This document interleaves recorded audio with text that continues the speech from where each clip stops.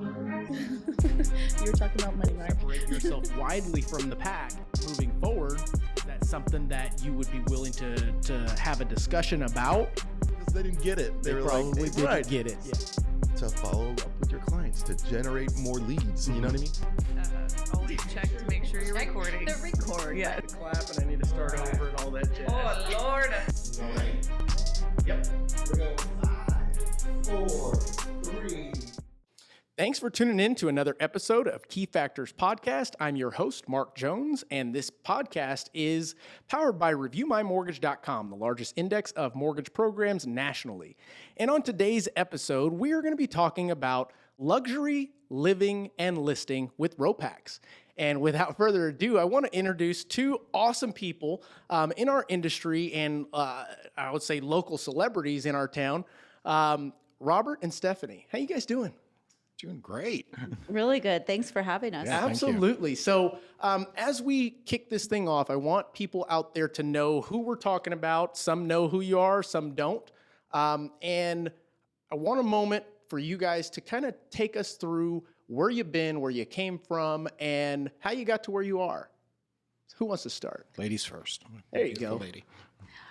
Originally, I'm from California, used to be a professional horse trainer. So when I got into real estate 11 years ago, I literally knew nothing. I didn't realize I was in sales.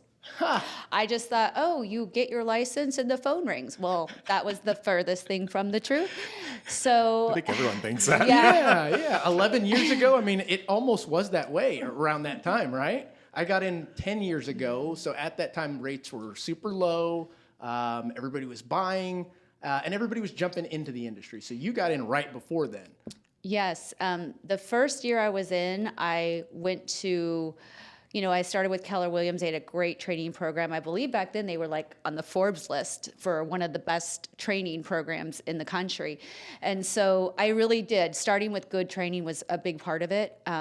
And then, of course, like any new agent, you have to hunt. And Absolutely. I had to make cold calls and called expireds and for sale by owners. And so I really had to learn how to sell when I knew not what I was doing. Right, right. So it was a whole, growth period for me. Getting uncomfortable. Very uncomfortable. Getting Cussed at, hung up on, I'm sure. But it gave me grit. It gave me a thick skin and, helped me pave the way to where I am here today. And obviously, without having to say, but I'll say it anyway, definitely worth it, because look where you guys are now. 100%. Right. Do it again. So, Robert, how about you, man? Gosh, this year was my 31st year in the business.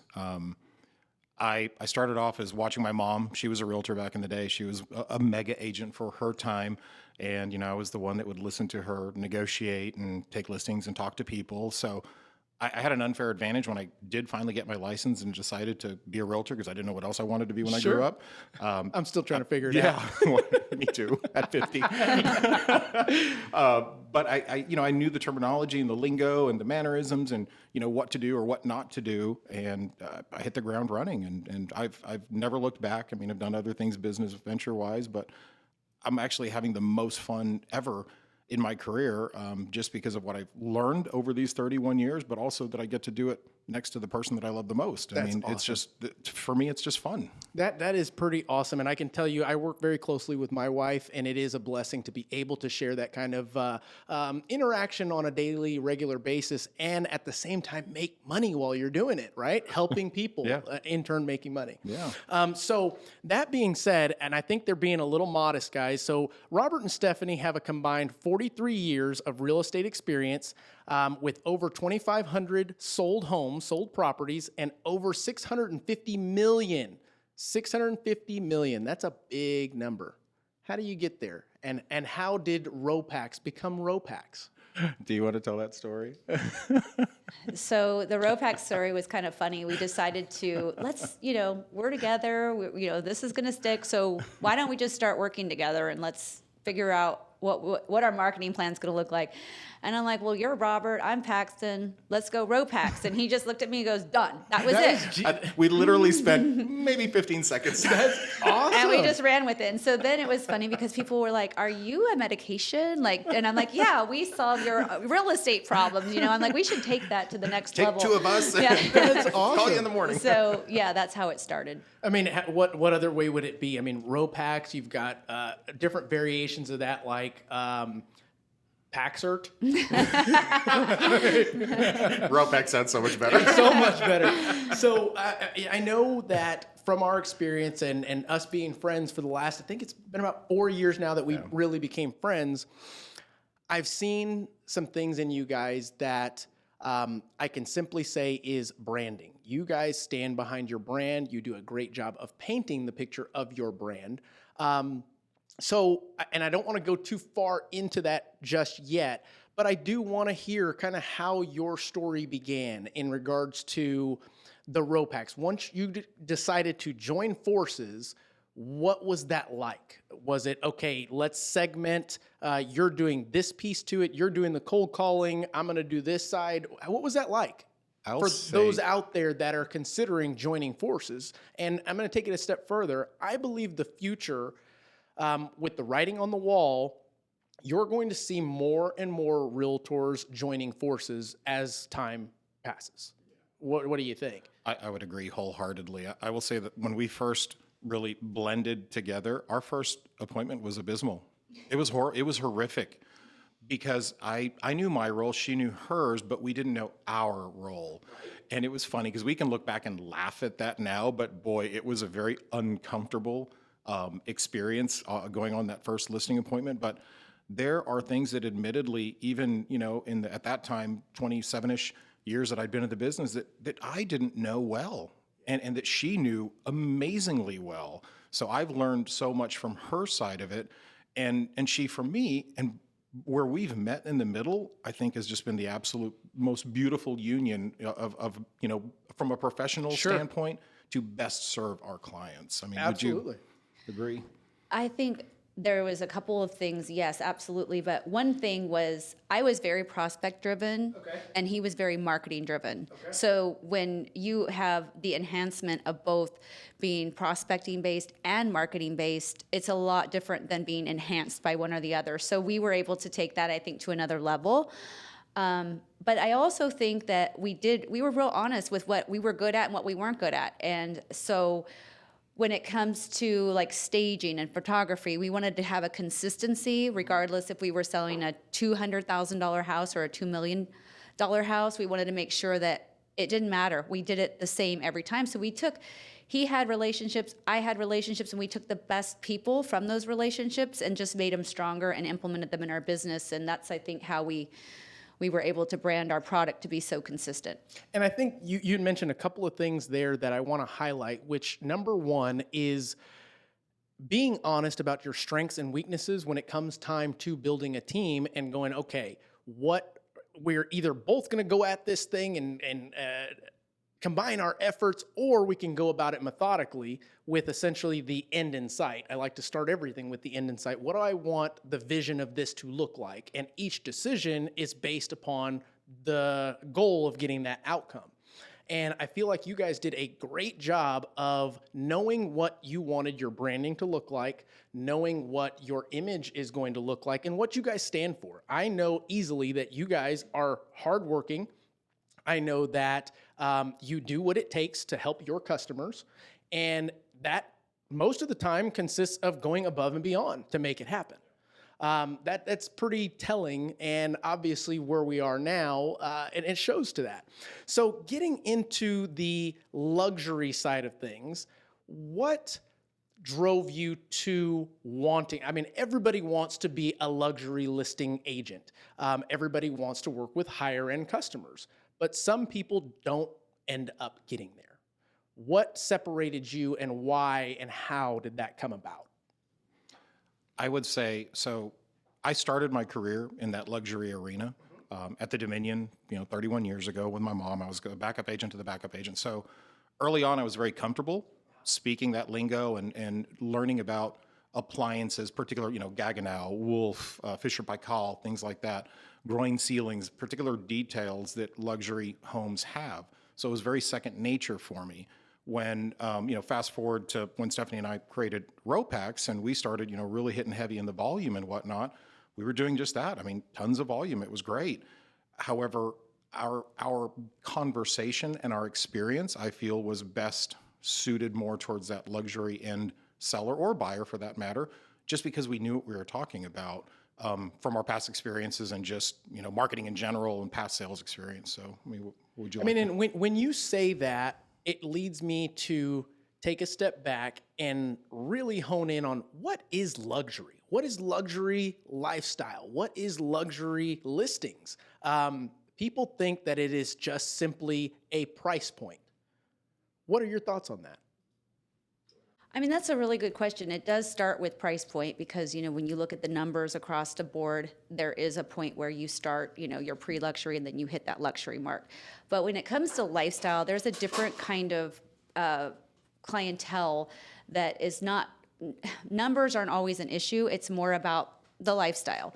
And so those type of customers, you're just showing them the conversation is going to be completely different. It's not about my needs and wants anymore. It's now about everything's about my wants and how I live my day-to-day life. And, am I flying to work? We had clients going to, flying to San Francisco. Well, if you're going to be close to the airport, is that, it's important to you, where do you want to be? School districts, all of those things, if they're raising families. So it's a different conversation versus just the normal, we all need shelter, right? Right. But it's extreme shelter. For your extreme person, exactly. The extreme lifestyle, or what someone would onlooker think is extreme, but to these folks is normal. That's everyday It's life. normal. We toured a house the other day that had a helipad. Wow. And to him, it was very normal. Right. So it's funny because I was visiting with a good friend of ours that sells in Beverly Hills, and luxury is kind of skewed. What might be luxury to one person might be entry level to another one who's in a luxury segment. Absolutely. So, we see these $1 million listings, things of that nature, and it almost looks fake because of the ease of access, the mentality that they go about it. But I think one thing that I see that is very common within luxury listers or agents is the lifestyle that they lead. And it's almost, and you guys can correct me if I'm wrong, but it's almost in starting, you kind of have to fake it till you make it type situation. Lord knows I did. Yeah, tell us about that, Robert. The idea and concept, because I can tell you personally, I had to do the same thing. Right. You got to fake it till you make it. And I'm not saying lie, but at the end of the day, do your research and know that when you get hit with a question about different refrigerators, you know what the hell you're talking about. You need to know. Years ago, I had a dear friend of mine, agent, who, poor guy, he admittedly said, Robert, I'm clueless. I don't know how to explain this house. Please help me. So I went with him on his showing with his client so I could help build him up just because the poor guy did not know what, he was talking about. And it just comes with knowledge. Right.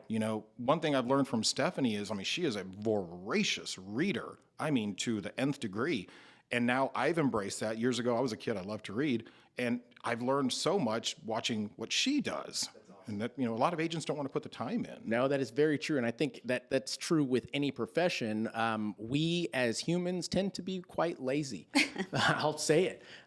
And most of the people listening to this right now are trying to figure out how to grow your business, how to do certain things. And the simple answer is do more.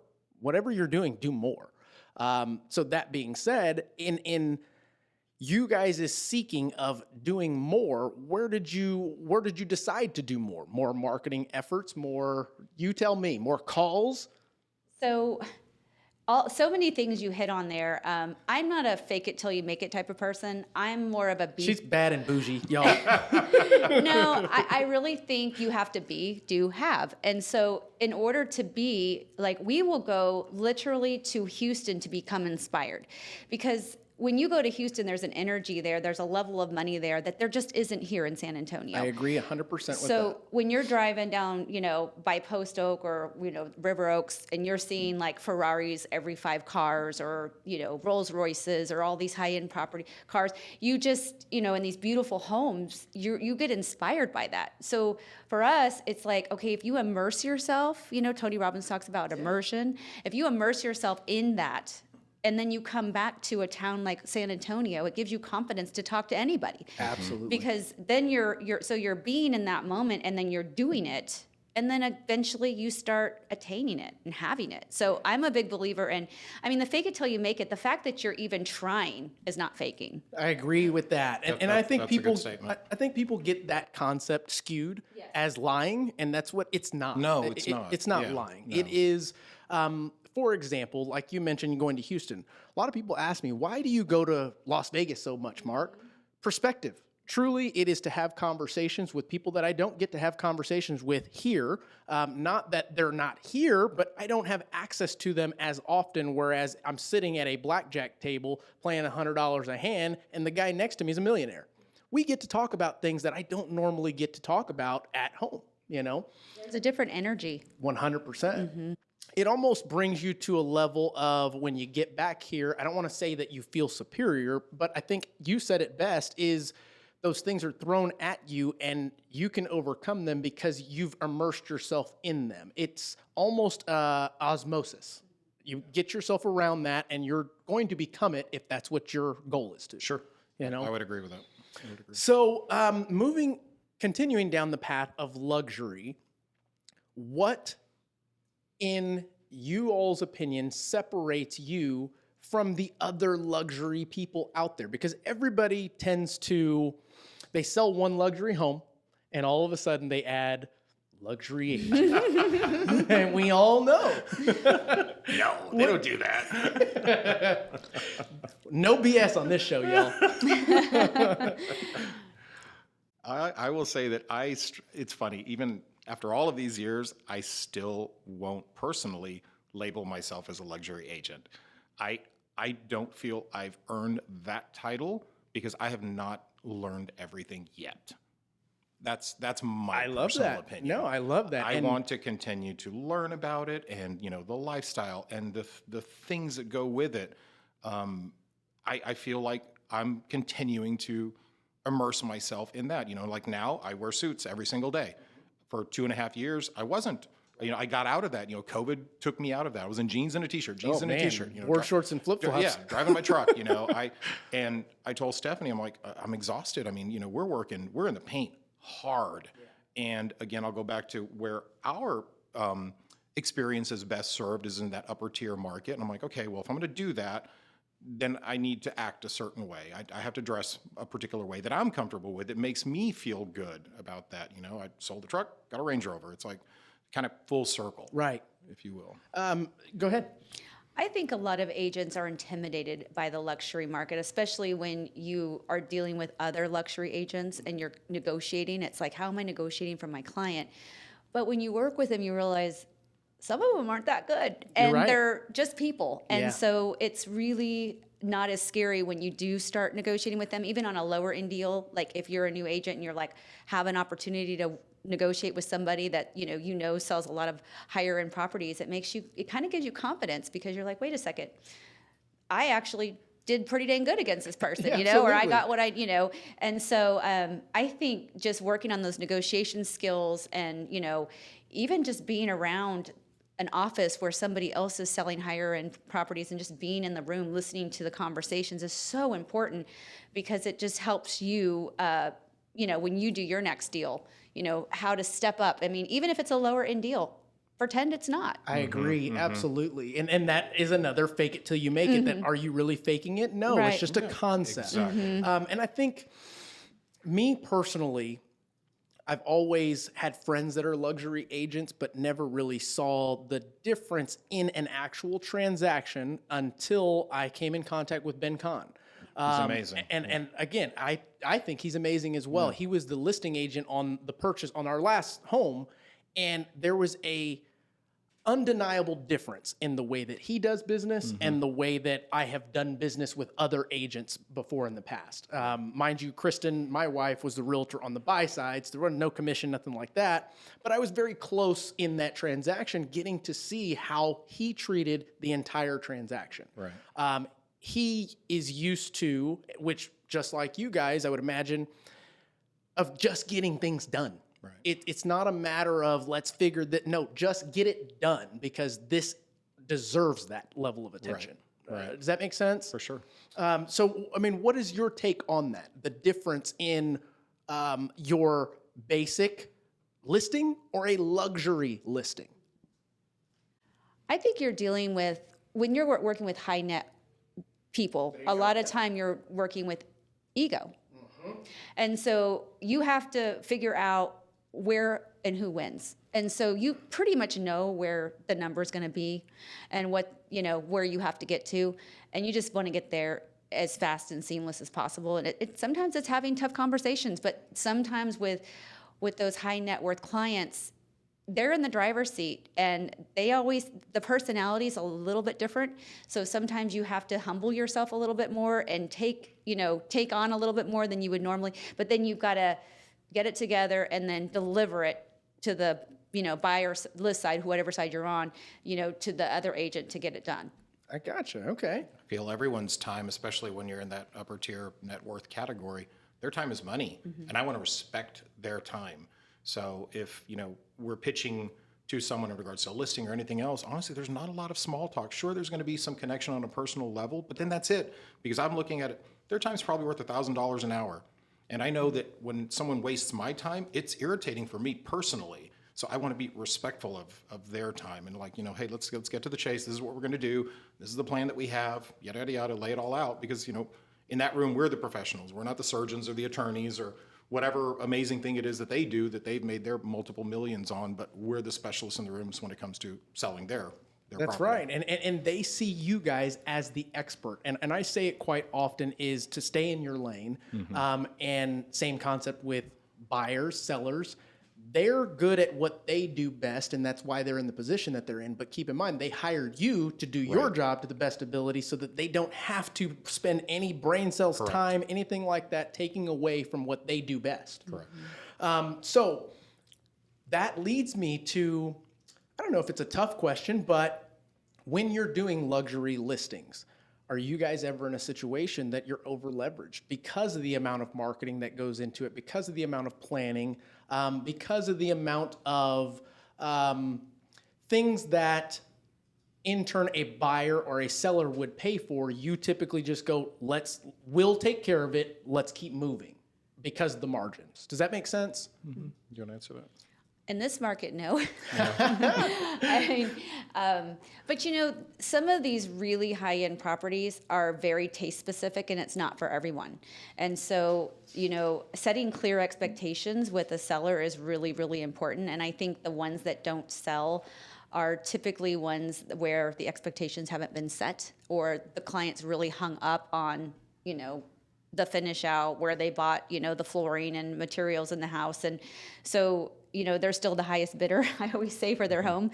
And then when you look at building a home from scratch, like he recently had a transaction where they sold, and you can tell that story, and then, building another home, a new home. But, as far as marketing goes, I think you just set aside a certain amount for what you're going to put into that property. Right. But then you also have to be realistic with I think the most important thing is setting expectations on the front side. So you're not wasting money on something that isn't going to sell or is going to be difficult to sell.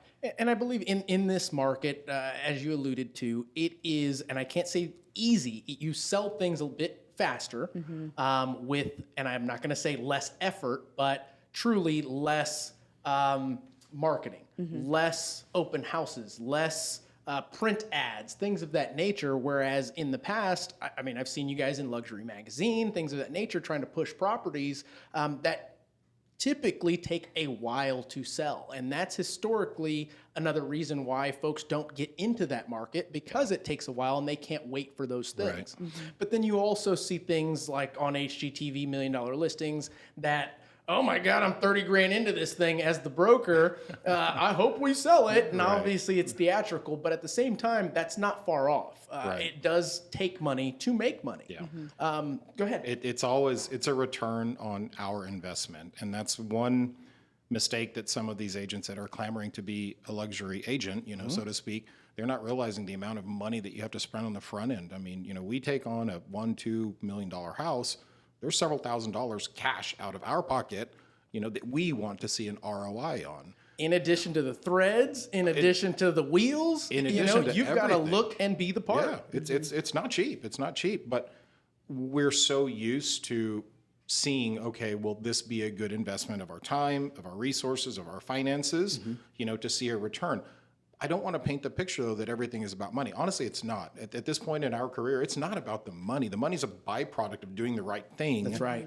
For the client, to the absolute best of our abilities. And what Stephanie was alluding to the other day, we had a particular property that we'd sold several years earlier to a gentleman. He rehabbed it. It's beautiful. It was his personal house. And then he's like, you know what? I want something bigger. If you could enjoy getting bigger than 6,500 square feet. He needs bigger than 6,500 square feet. So We are in Texas. here, yeah, exactly. And we came up with a strategy to get a multiple offer situation on a $1.9 million home. The funny thing was he would have accepted less than that number. However, we accepted much, much greater than that number. He was pleased. We were pleased. We worked tirelessly for like 4 days. Sure. Literally nonstop on that deal. So do you want to talk about that strategy? The strategy, for many of these situations, we have to be there personally. Yeah. Because I just have to take into consideration that odds are the other agent might not know how to sell that home. I mean, every squirrel finds a nut. Yeah. And it's great. They can find a luxury buyer, but we have to paint that picture of what that lifestyle is and everything else. Opening the 30-foot doors in the back to paint that. Hey, this is how it's going to be at 8 o'clock in the night or 8 o'clock in the morning with your family and blah, blah, blah. And we did that successfully and had multiple offers on that. But had we not been there, because there's so many things that are hidden behind walls and intricacies, they wouldn't know how to sell that. And I think that you raise a good point, and it is a differentiating factor in regards to a top agent, top producer, top any individual, is not only do they do their job well, but they also foresee what the other person's lack of and fill that need or void, not because they want to outshine. No. They're there to get the job done. We want the deal to happen. That's It right. has, you hit the nail on the head. It has nothing to do with making that other agent look less than. No, we're trying to build them up and making sure that their clients have a great experience. Right. Yeah, for sure. Yeah, I like that. So I wanted to add a new segment to this thing, and it's called What Works and What Doesn't. So I've got a list of things, and I want to just fly through them. You guys say yes or no, and then we're going to go back and talk about each one of them because I want to hear your perspective from not only a luxury lifestyle listing agents, but more so from your experience, because you weren't always luxury listings. Matter of fact, I know you guys still do all types of properties, and you have to do that to stay on top, in my opinion. So without further ado, I'm going to run through this list, and you guys say, does it work? Does it not? We'll talk about the why or why not after, okay? So number one, lead generation. Does it work? Yes. Yes. Sign writers, do they work? Yes. Asking for referrals, does it work? Yes. How about calling aged leads? Calling what? Aged leads. Yes. Yeah. Okay. How aged listings? My bad. Yes. Yes. She's the queen Those of that. things. That's awesome. I remember getting a call. It was probably 4 years ago. We were in our Sandy Oaks property, and it was Stephanie calling. That's and we had right. just taken it off. That's And right. she called, and I'm like, Stephanie, it's Mark. And she's like, what the hell? I'm like, I You remember that. are crushing it. You keep going. I freaking love that. Yes, because you yes. hear people talking about, what can I do to get Yeah, business? right. There's How so about go and do much. the things that it takes to get business? yes, Just do them. yep. So as we continue, let's go. How about canceled listings? Yes. Open houses? Yes. Yes. Social media? Yes. Yes. All right, let's go back and talk about these things. And I had a feeling that you guys would, I don't know, agree, but yes, all of these things work. It's about how you do it. It's about how you go about it, how you leverage it. But I want to hear some of the things from you all's perspective on why lead generation works. Let's just go through this thing. Lead generation. How do you guys lead generate? So as you know, Machine. I'm a She phone is. caller. I love for me, when I'm calling people in their homes, they own a home. Yeah. So it's like, if I can make a relationship over the phone, which is really weird because I have friends now I've never even met in person from making cold calls. Sure. And we actually met a friend for a brunch one time from cold calls. That's cool. And we text about finances and all that stuff all the time because he's a big finance guy. So yes, lead generation is super important. So I mean, lead generation can look different for everyone. I mean, she is the calling queen. I would never, ever want to go up against her on a phone call. She would slice me like a Ginsu knife. But lead generation could be, going to networking events. It could be going to, if you have a friend group of, if your cars, watches, whatever, that could potentially be lead generation as well. So Now, have you guys within your career ever been at the point that you're actually paying for leads, like a Zillow, Realtor.com, Boomtown, things of that nature? we've talked about it, but we never have. We've yet to do it. I've hired it out, and they're not that good. So Sure. I took the job back. I would love to fire myself from it, but it's just It's awesome. No, you do what works, and if it ain't broke, don't fix it, right? Okay, so moving forward, we'll skip over sign writers, asking for referrals. I think this is something that should be talked about more, should be advocated more, but because it's not, we end up with more business. Why? Because we do it and most don't. Yeah. What are your thoughts on asking for referrals? I almost don't ask enough. I need to retrain myself to ask more, but the vast majority of my personal business is referral based. I'm blessed that I've been doing it for 31 years. So yes, I get a lot of referrals, but you have to actively ask for those things. And what we've learned is the best time to ask for them is while you're in the act of your real estate transaction. Because the 100%. people, they're in the paint, they're excited, they're talking about their house and blah, blah, blah, and they're going to have a great experience with us. Even if something goes sideways, we're going to work tirelessly to make sure that whatever it is made right. Absolutely. And you mentioned something that I have talked about for years, but I want to spotlight it. And that is making sure the right time to ask for referrals. Most people think that the best time is after the transaction's over, once it's closed, all that good stuff. And my theory is nobody has time to even pay attention to you because they're now moving all their stuff, dealing with logistics and all the other things that come along with closing. Whereas for us here at the branch, I used to send gifts to the borrower's work at the middle of the transaction so that we can give the opportunity for the loan officers to ask for referrals with a little bit of bonus added to it. But as they say, the most exciting time for a buyer is when they sign the contract. What are your thoughts on when you should ask for a referral? I love what you did, though. That's so great to send it to their office. I always like to ask during a win, like you said, their offer was accepted in this market. Great time to say, hey, if you know somebody else that, would like to have their offers accepted, give me a call. Whatever that looks like, but yeah. Okay, very good. So how about open houses? These days, because of COVID, we've seen less and less open houses. In luxury type listings, there are even fewer opportunities for open houses. What is the concept that you perceive on open houses, and what are some best practices? You should tell them your story about that gigantic win over in Lavaca. Ooh, I want to hear a big story about a We had over Lavaca. 100 people show up, and you. Well, that was Who's this Lavaca? That was a different time. That was a different time. I think, Misty, our buyer's agent's really good at open houses. Like every time she has one, she gets a client. She's just very personable and people love her.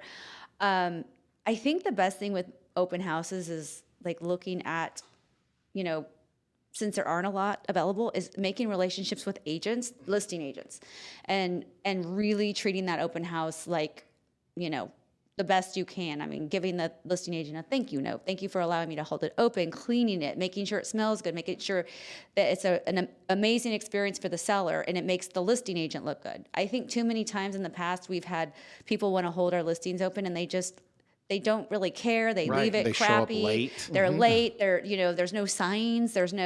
So having a strategy planned out and that you can hand to the listing agent and doing what you say you're going to do. Absolutely. That's huge. And building those relationships, because if I have an open house or a home that comes on the market that's available I have 2 people I would send that to right away, and I'm sure I'd have 30 agents calling me. Right. So. And I think that we'll talk about from a new agent perspective, when people mention open houses, they think that they're really going to sell that house. That is not the idea of an open house. No. I mean, what is the idea of an open house? It's a lead generation. There to you go go. back to your number one point, There lead you go. generation. That's what it is. And I think as new buyers agents or aspiring listing agents, they go into that with the idea of, I've got to sell this house. And that is the wrong mindset. They need to for sell an open house. themselves. They need to sell themselves. Meet as many people as you can to get through that door. Matter of fact, when I was giving classes back in the day on open houses, I would encourage the agent to print out door hangers. Go the day before and stick them on every street on that block, because the idea is you're going to get people walking through that already live here. They're nosy. They may have a relative or friend that's trying to move to the area, but they're not going to sell that house. So acquire all the leads you possibly can from that, right? And finally, social media. What are your thoughts? I am learning TikTok, which is kind of funny. I love it. And I've seen some of them. I'm like, I saw one the other day. I was like, oh, look at her. She's killing it. I mean, talk about getting out of your comfort zone. I mean, Facebook was so easy for so many years, and it was like, man, if you just posted, you were crushing it. Now it's like you've got to do Instagram, and it's like lifestyle posing. I'm like, I don't sit there and pose in front of a camera. I'm selling real estate. No way. So it's really difficult for me because I'm like, it works for some people. So I'm just, here I am trying. I can tell you, I grew the Mark Jones team and now into Cantera Loans by way of social media. And as social media evolves into like you said, TikTok, I still don't even have a TikTok account. I don't tick or talk,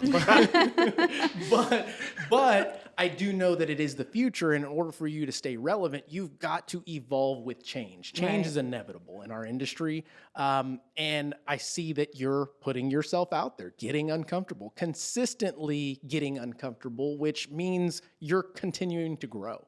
And then with you, Robert, you're constantly learning. That is a trait that, in my opinion, most, if not all, the successful people that I've had conversations with all have in common, is they're constantly learning. And it allows us to learn from each other. Absolutely. When we have things like this.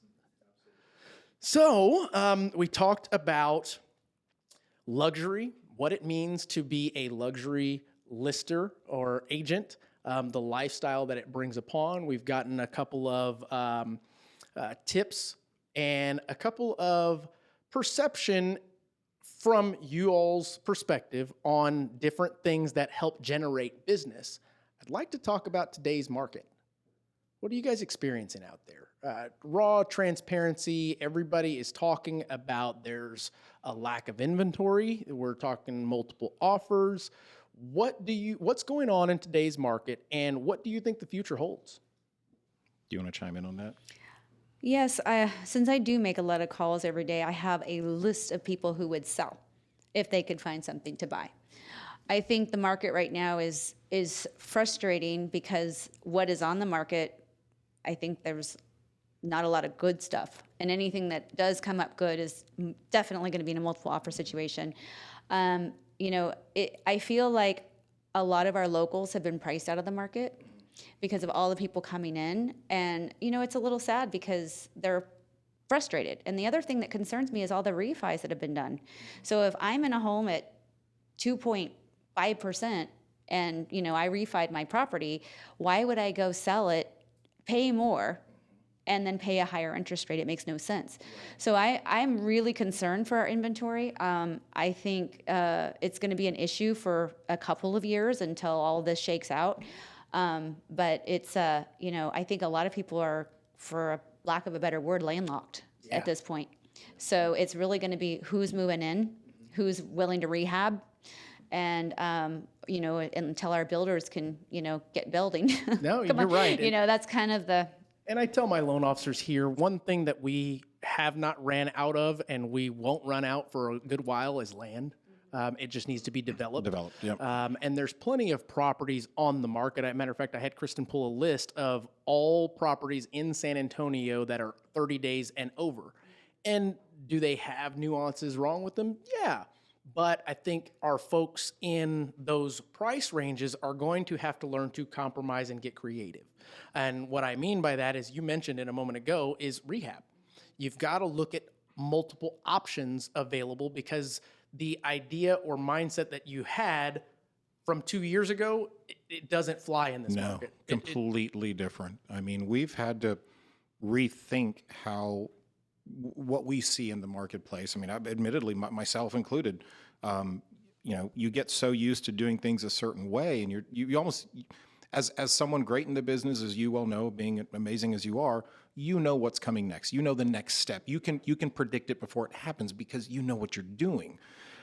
And this market has really thrown so many curveballs at all of us that we have a certain prediction. Oh, this is going to happen. And then it doesn't happen. Something else completely happens. It's like, oh my gosh, wow, we didn't see that coming. So we have to definitely have an open mind in regards to what's coming down the pipeline. Because like Stephanie said, and I agree with her, I mean, I think we're going to be in this predicament for easily a couple more years, at least here in San Antonio. I agree. We can speak of San Antonio. I can't speak of Vegas or any of those other markets. That's not our market. Knowing what I know of the past and what I did at Dominion Associated Realtors, 30 years ago, we were lucky. If you had a $2 million house, you were lucky to have 7 showings in 6 months.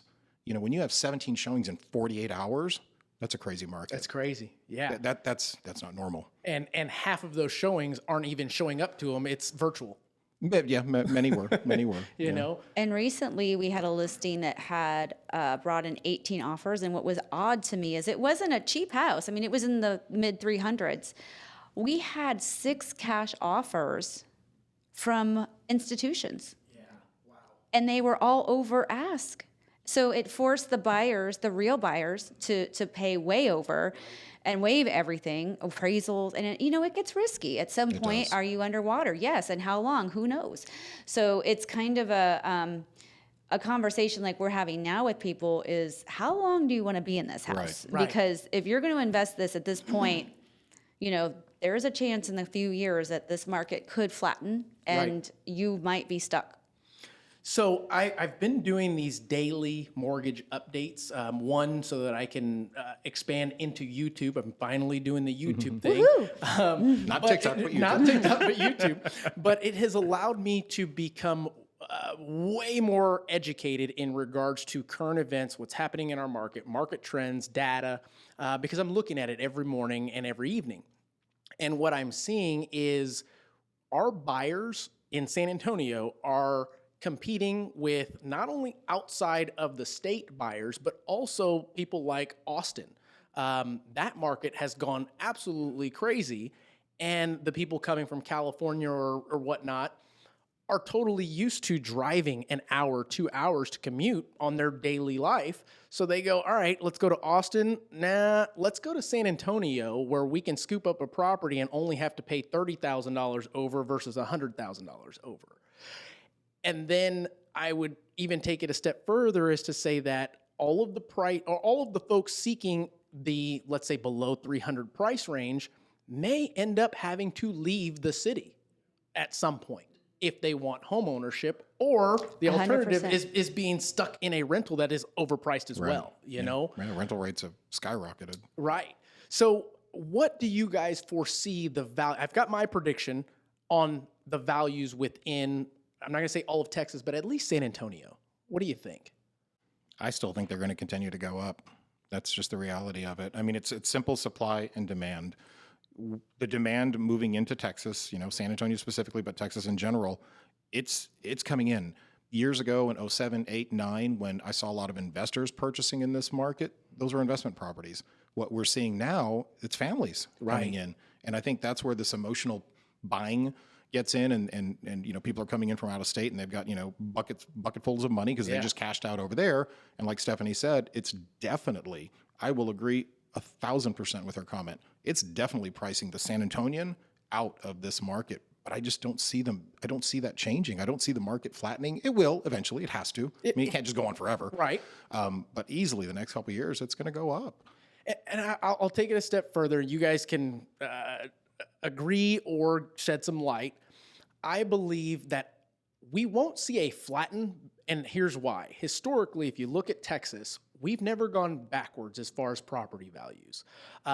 We have been lucky in a very inexpensive cost of living, and for the lifestyles that we lead, it's very cost efficient, whereas you look at places like California to where they're $1,000 square foot properties and you're talking a 1,000 square foot home. And here in Texas, we haven't seen those types of jumps yet, but yet everybody's moving here. So with all of the opportunity that's still available, in the grand scheme of things, we're still fairly cheap when it comes to the grand scheme of things. My theory is that evolution will take place. I don't know if it's 10, 15, 20 years down the road, but the idea is across the board, the United States will be more of an even average type situation because people will then migrate to where and what fits them best. Does that make sense? I mean, what are your thoughts on that? I think it's going to also depend on wage increases because San Antonio typically is in a high net worth area. Correct. So will employers start calling people back to work and to the office? So I think when you look at inflation, you look at interest rates, when you look at supply and demand, and you look at the overall view of, you know, the market, you know, I think unfortunately the lower end market, I don't think it's going to exist anymore. Yeah, I agree. I think you're going to have to be a wealthy person to own property. I have to agree with you on that. And I think that as people wait longer and longer, you're putting yourself in that category 100%. faster and faster. It's unfortunate, but there are plenty of folks out there that are actually qualified right now, but are waiting for the perfect property to come up. Or they're waiting for the drop. Yeah, they're waiting for the interest rates to drop. They're waiting for the property values to drop. Guys, it's not going to happen. I don't know how it is that they have this crystal ball that we don't have. You know, having done personally over 2,500 transactions between the two of us, it's like, what do you know that we don't know? Please tell me. Please what tell, are you reading? exactly. Who's your person? Jesus. Who's your sage? Yeah, absolutely. And it is sad. It's sad, but at the same time, it is reality. Yeah. So I think the sooner we can have conversations like this and bring them to the public, maybe they'll start to get it before they do price themselves into a rent forever situation. Yeah. And that's a real thing, I think. Oh, It's a real thing in California. It's a real thing in New York. Yep. It's a real thing in these places that are major hubs for business, money, entrepreneurship, evolution, growth, innovation, all the things that make United States great. And with Texas without all the nonsense. But I think it's just telling. It's telling to what the future holds, and we have to be careful how we tread moving forward. But also at the same time, education is going to be the key to this. Really, I would agree. So that being said, guys, do you have anything to add? I think we're doing great on time. I know you got to hit the road here in a sec. But do you guys have anything to add to our listeners in way of advice, something that they can take to the bank and cash? What would you? What check what would is, you give what is someone? whisper sales?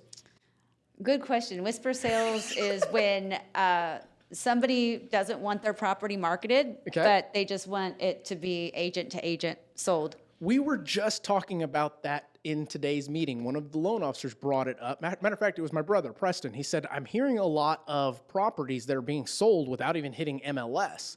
You want to know my thoughts on it? Yeah. my transparency, I said, I have a feeling that it's agents not wanting to put in the work for their customers because technically multiple offers will lead to a higher outcome for their buyer or for their lister. But I don't know. I mean, I'm not a realtor, so I don't know. Is that something that's a good thing, or is it something that, because keep in mind, if it's not on MLS, it really didn't happen. Doesn't go as far as a comp, things of that You nature. still get paid. So it happened. Yeah, So to your point, though, last weekend we had a $600,000 house Okay. that we would call a whisper sale. We had it in the private MLS. We promoted it on social media because you can do that now. Sure. You can talk about it. So long as it's in the private MLS, at least you can now talk about it because you can't have coming soons and all that other stuff. We had. So there are rules against. Oh yeah. Oh wow. Big time okay. rules. Big time rules now. We had multiple showings in one day, and we had multiple offers, and we did sell for over asking price. So your worked. theory's a It little worked, skewed. yeah. It works. It does work. But many times though, it could be for health reasons. It could be for personal reasons. It could be for privacy reasons. yeah. Whatever. It's a myriad of things. Now, when you guys have properties like that that don't technically sell on the MLS, I mean, does that bother you in any way? Because obviously this is something either you're going to recommend to the customer because they're requesting privacy or something like that, or they're going to request it from you, and there's nothing you can really do about that. You can try and convince them, but really any other convincing has to do with our benefit of it going down as a listed comp. Truly. I think it depends. I mean, if you explain it to your client and they understand, you know, the pros and cons, because it is a strategy at the end of the day. Like for this particular property he was talking about, they wanted a 6-month lease back. So putting it on the private MLS and stating that gave them an opportunity to sell now, get their cash in hand and lease it back, and then be free to go look and buy whatever they want. So it made sense. Yeah, absolutely. So it really just depends on the situation. You know, everyone has different, but you know, you do definitely have to do the right thing by your client as a fiduciary and say, hey, you're going to get more if you go open on the open market. However, you know, sometimes it's not always money. No, you're Sometimes right. for them it was Right. convenience. Yep. So it's just like all these iBuyers, you know, they're buying up properties for pennies on the dollar from people who just don't want to deal with it. They just want their cash and go. Absolutely. And I'm glad I asked that question because I'm always learning as well. And I had one perception of it, but didn't have the full gamut of why that is important. And I think that, as you mentioned, the privacy of the bar, whatever the reason that they're requesting that, that's to their benefit. And Right. we have to Respect that, respect yeah, that at the end of the day. Now, do you feel as though it alters the course of future purchases in those situations? I always put mine in the MLS at the end. Oh, very cool. Okay. So I update it and put for comp purposes only. Right. Gotcha. So it has the data in there to help a neighbor. So that is a key factor for any agent that is out there listening to this.